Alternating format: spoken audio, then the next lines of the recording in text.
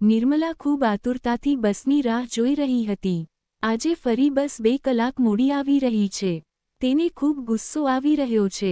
રોજ આ રીતે તેના 1-2 કલાક કારણ વગરના બગડી જાય છે. અને તે કરે પણ શું?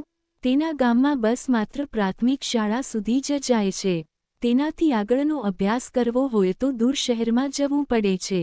સવારે તો બસ સમયસર આવી જાય છે અને તે સમયસર શાળાએ પહોંચી જાય છે, પણ પાછા ફરતી વખતે તેને ખૂબ રાહ જોવી પડે છે.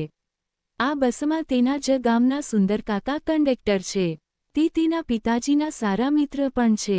તેથી તેના પિતાજીએ તેમને કહી રાખ્યું છે કે તે નિર્મલાનું ધ્યાન રાખે. આથી નિર્મલા આ જ બસમાં આવજા કરે છે.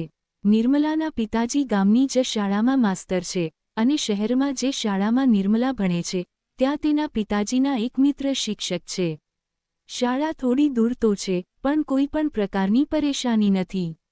પિતાજીના મિત્ર નિર્મલાને ખૂબ મદદ કરે છે. નિર્મલા તેના ગામની એકમાત્ર છોકરી છે જે દૂર શહેરમાં ભણવા જાય છે.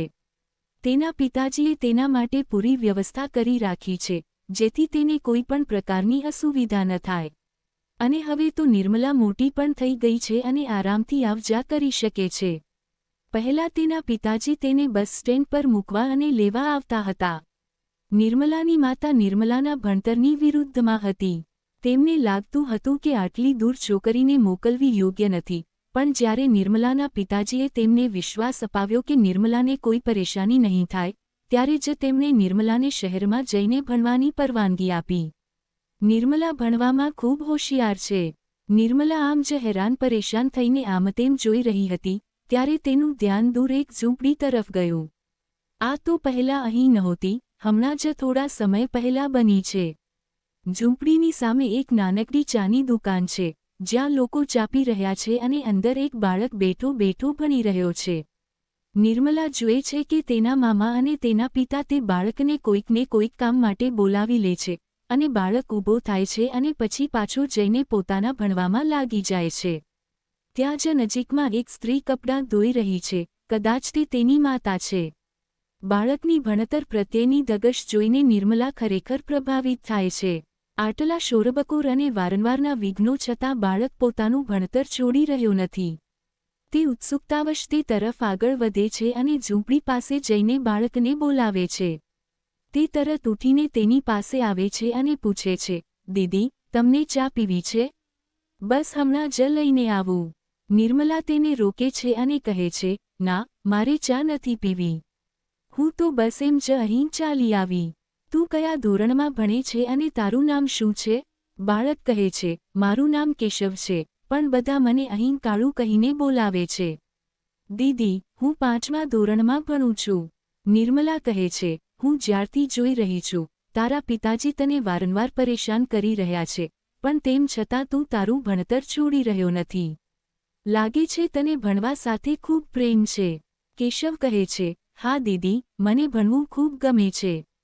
હું અહીં નજીકમાં જ એક શાળામાં ભણું છું. મારા શિક્ષિકા કહે છે કે જો હું ખૂબ ભણીશ લખીશ, તો એક દિવસ મોટો ઓફિસર બનીશ અને પછી હું મારા માતા પિતાની બધી તકલીફો દૂર કરી દઈશ.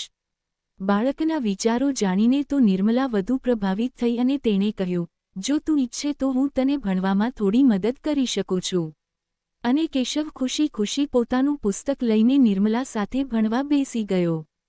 કેશવના પિતાએ જોયું કે એક છોકરી તેમના દીકરાને ભણાવી રહી છે, તો તે પણ ઝૂંપડીની અંદર આવ્યા અને નિર્મલાને બોલ્યા, બેટા, ચા પીશ? આ અમારો કાળુ તો છે જ ગાંડો, પોતાની કિતાબોમાં જ ખુશ રહે છે. પાછળથી કેશવની માતા પણ તેના નાની બહેનને ખોળામાં લઈને આવી ગઈ અને બોલી, કેમ આખો દિવસ મારા કાળુની પાછળ પડ્યા રહો છો? કંઈ ખોટું તો નથી કરી રહ્યો, ભણવું તો સારી વાત છે. અને આ રીતે નિર્મલાની કેશવના પરિવાર સાથે ઓળખાણ થઈ ગઈ. હવે નિર્મલા રોજ આ જ રીતે તેને ભણવામાં મદદ કરવા લાગી. તેનાથી તેનો સમય પણ સારી રીતે પસાર થઈ જતો હતો અને કેશવને પણ મદદ મળી જતી હતી.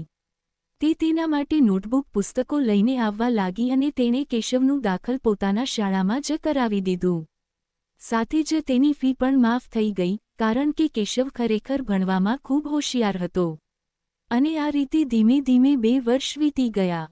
નિર્મલાએ 12મું ધોરણ પાસ કરી લીધું અને નિર્મલાના પિતાજીએ તેના માટે સારો છોકરો શોધીને તેના લગ્ન કરી દીધા.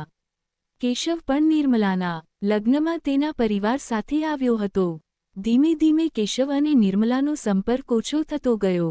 કેશવ પોતાના ભણતરમાં પૂરી રીતે ડૂબી ગયો હતો અને નિર્મલા પણ પોતાની ઘર ગૃહસ્થીમાં વ્યસ્ત થઈ ગઈ હતી. નિર્મલાનો પતિ બલવાન એક સરકારી વિભાગમાં ક્લાર્કના પદ પર હતો. તે ખૂબ જ ઈમાનદાર અને કર્મઠ હતો. કદાચ તેથી જ તે તેની સાથે કામ કરનારાઓની આંખોમાં ખટકતો હતો. એક દિવસ તેના 2 સાથીઓએ તેના પર લાંચનો આરોપ લગાવીને તેની ફરિયાદ મોટા ઓફિસરને કરી દીધી.